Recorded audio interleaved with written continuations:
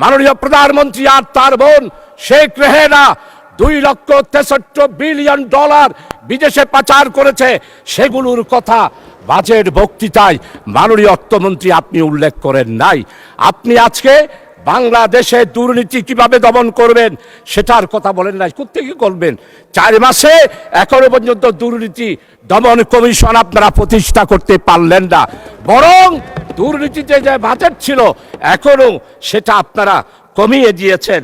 তাই আপনাদের কাছে অনুরোধ করব, আসুন আপনারা যদি দেশ এবং জাতির স্বার্থে আমরা নতুন যেই যাত্রা শুরু করেছি সেই যাত্রার জন্য আপনাদের কাছে অনুরোধ করব, আপনারা মেহেরবানি করে দয়া করে বাজেটের মধ্যে আমি যেই 9টা মন্ত্রণালয়ের কথা বলেছি সেই মন্ত্রণালয়ে বাজেট বৃদ্ধি করার জন্য, সেই ব্যাপারে চিন্তা করার জন্য।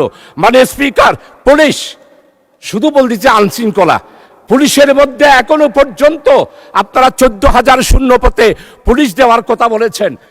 ফ্যাসিস্ট স্বৈরাচার শেখ হাসিনার আমলে যেই পুলিশ নিয়োগ দেওয়া হয়েছে তাদের ব্যাপারে কোনো তদন্ত হচ্ছে না। 4 মাসে 18 বছরে যেই দুর্নীতি হয়েছে সেটার শ্বেতপত্র আপনারা প্রকাশ করছেন না। আসুন প্রবাসী কল্যাণ, আজকে প্রবাসী কল্যাণ মন্ত্রণালয়ে বাজেট বরাদ্দ করতে হবে। চট্টগ্রাম বন্দর এতদিনের বন্দর, এখনো পর্যন্ত বড় ভেসেলগুলা ঢুকতে পারে না, বড় ভেসেলগুলা বাইরে থাকে, সেই ভেসেল থেকে জাহাজ দিয়ে মাল এনে এখনো পর্যন্ত মানদাতার আমলের বন্দর পরিচালিত করা হচ্ছে। তাই আমার স্পষ্ট কথা, মাননীয় অর্থমন্ত্রী, আমাদের চট্টগ্রাম বন্দরকে আধুনিকায়ন করতে হবে, সিঙ্গাপুরের আদলে করতে হবে। আমাদের চট্টগ্রামকে আমাদের সাবেক 3 বারের প্রধানমন্ত্রী বেগম খালেদা জিয়া চট্টগ্রামকে বাণিজ্যিক রাজধানী ঘোষণা করেছিল। বাণিজ্যিক রাজধানী করার জন্য যা করা দরকার, সময় যেহেতু নাই, আমার কাছে স্পষ্ট প্রস্তাব আছে, সেগুলো আপনার কাছে আমি দিতে পারবো।